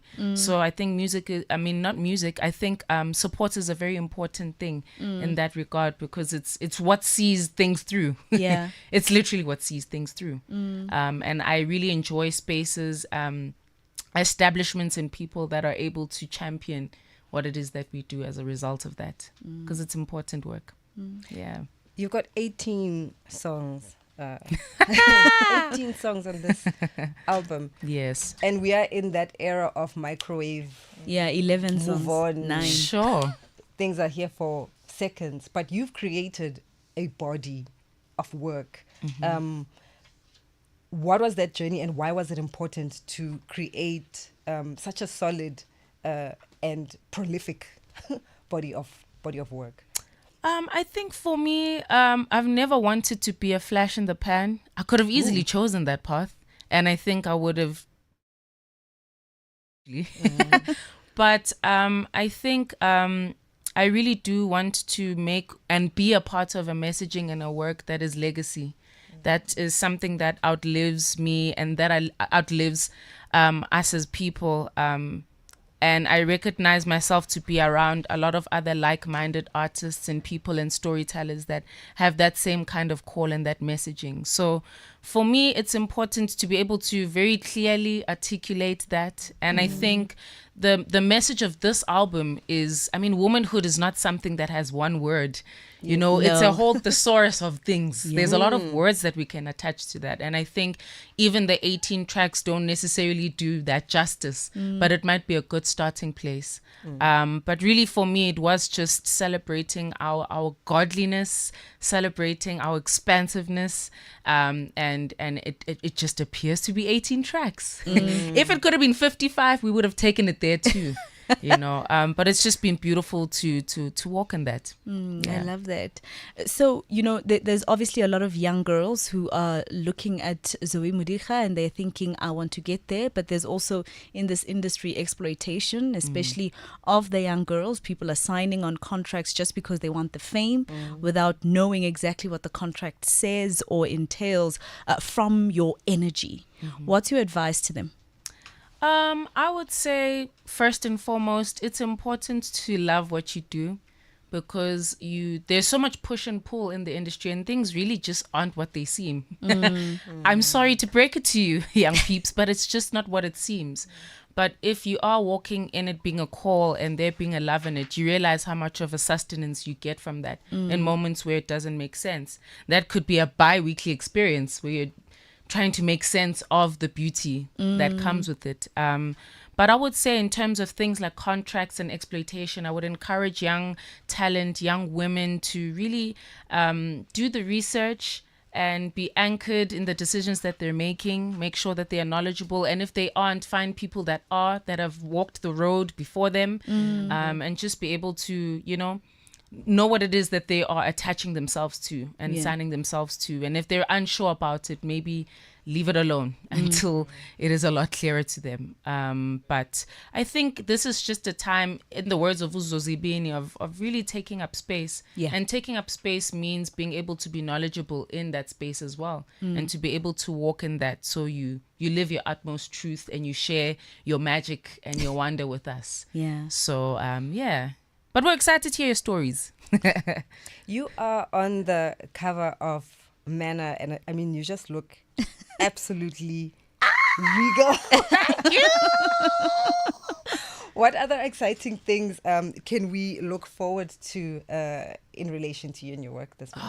I wanted to just really love on the Mana publication. I loved the way that they celebrated King Ta, who I think is one of our really incredible storytellers. And it's so beautiful to be having this cover that celebrates women in art. It's a true honor. I remember set just being fun and feeling so purposeful. And these are the things that light up my fire. So that was really beautiful. But outside of that, August has so many beautiful things. We have the show today at Good Morning, Bryanston. On the 23rd, on the 24th, at the Market Theatre, which is my first time performing there. Under my set, there is Nzala Bantu, which is based off of my work that I'm excited to share. On the 25th of August, I'm sharing the stage with Buhle Bendalo, Spots, Konaye, some queens at the Soweto Theatre. We're doing a show called Woman in Soul. So I just feel like this month is a gift that keeps on giving. And there's Miss South Africa. So look, man, womanhood is just a celebration. Yeah, I'm very excited about it. As musicians, I don't think you guys know that you have a higher purpose. And I wonder if all musicians are aware of their healing, in people's bodies and their psyche and things like that. So I know you're multi-award winning, and I wonder if those accolades ever even matter. But Tabo's looking at me. Can you see Tabo? Tabo is the executive producer of the show. He's like, rep, my sister. This is it. Thank you so much, Zoe. Thank you for coming into studio and speaking to us. And all the best for all the events definitely all the Same best. to you. I hope you guys invade the space again, and I hope they call on me again. So we can get into more For conversations. a live Please. session. Oh Please, my God, next that would time, be beautiful. singing from the top of the hour. Please, I would love to serenade you ladies. Yes. Absolutely. And we off to the ad break.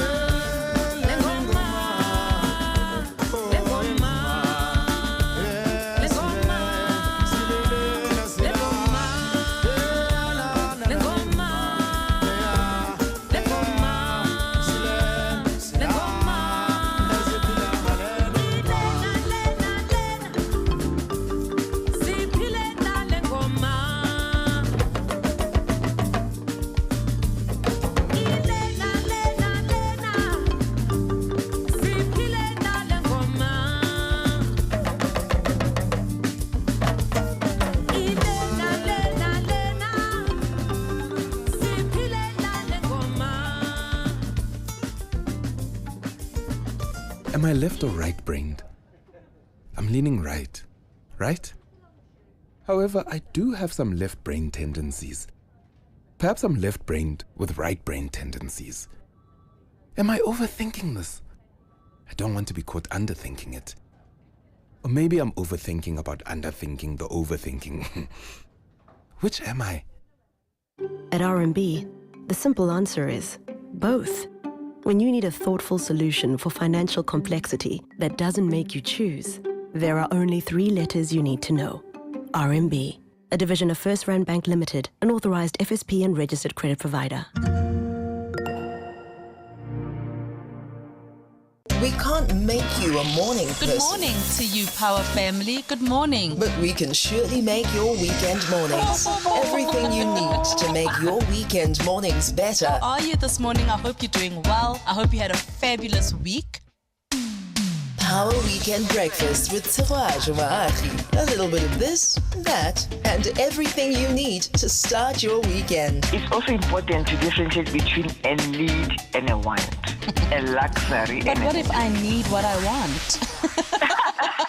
Saturdays 6 to 10 a.m. and Sundays 6 to 9 a.m. on Power 98.7. We are members of the Weekend Breakfast Church, hence we don't go to other churches. Now we're talking. The 987 Woman Takeover is celebrating 10 years of amazing and groundbreaking moments by honoring dynamic women in South Africa. Download the Mr. D app on Android or App Store now and join thousands who are ordering food from over 12,000 restaurants, shopping for Pick and Pay groceries at in-store prices. This promotion is valid from the 7th to the 9th of August as part of the 987 Woman Takeover between 6 a.m. and 6 p.m. Coupons are redeemable on the Mr. D app only. T's and C's apply.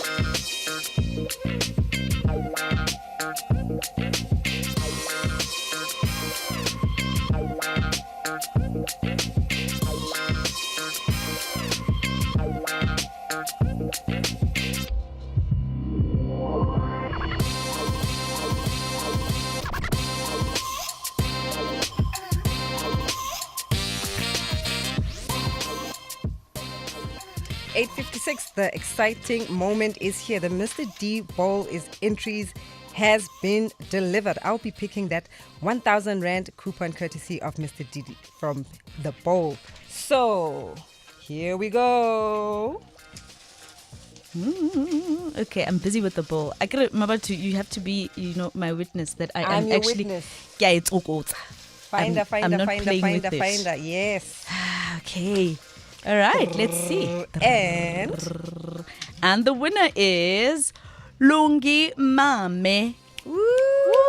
Congratulations, you're 1,000 Rand richer.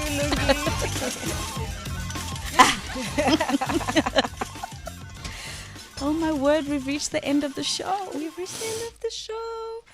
We are joined by two amazing women in studio, Ayanda Maflega and Charmaine Houvet, who are going to be giving us a throw forward of what to expect from 9. Ladies, happy Women's Day. And what can we look forward to on your show? Thank you. Happy Women's Day to everyone. So you can look forward to us talking about how 1,000 women are contributing their skills and knowledge to the public and private sector. We'll also be having a very intimate and a touching Sisterhood Connect moment where we will be showing why it's important for women to be economically empowered and why we have to ensure that we open up procurement channels, leadership seats at the table for women so that they can thrive. And I'm also mostly excited, Charmaine, because we are going to be having great conversations with remarkable women leaders, young and old, throughout the show. And mostly we'll also look at the impact of corporate social responsibility in South Africa. And yes, and we will also be shining a spotlight on the International Women's Forum of South Africa stalwarts. So women who you aspire to be, on whose shoulders we are standing, the giants. And then we'll be wrapping up with a very important conversation on how we bridge the gap, the intersectionality between the youth and the elder generation, who is me. So very exciting show ahead. Please join I promise us. you, Please she stay doesn't tuned. look it. Sounds very exciting. We It are does. looking forward to it. We've reached that minute, that final minute. It's the final minute. Thank you so much to the entire Power team for holding our hand through this. We've had such an amazing time. Thank you to you for calling in and sending us your messages. And as we celebrate Women's Day, and how women really stood up against apartheid, I want to express my solidarity with the women and the people who are still resisting apartheid. And those are the women and the people of Palestine who are resisting an apartheid regime, genocide, and land dispossession. I wish you complete liberation. And it's been a pleasure doing this with you, Masego. It's been such a pleasure, Mmabatho. Thank you so much for holding my hand as well. Mmabatho was like, I need your expertise. I'm like, no, honey, I need yours.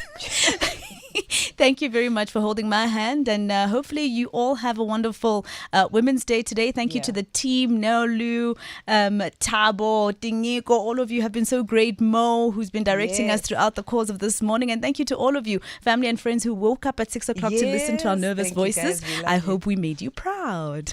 Happy Women's Day. Cheers, everybody. Celebrate Women's Month with us. Mr. D is thrilled to honor the amazing women who embody dedication and achievement. This month, it's all about paying tribute to all the women who get things done. We proudly salute you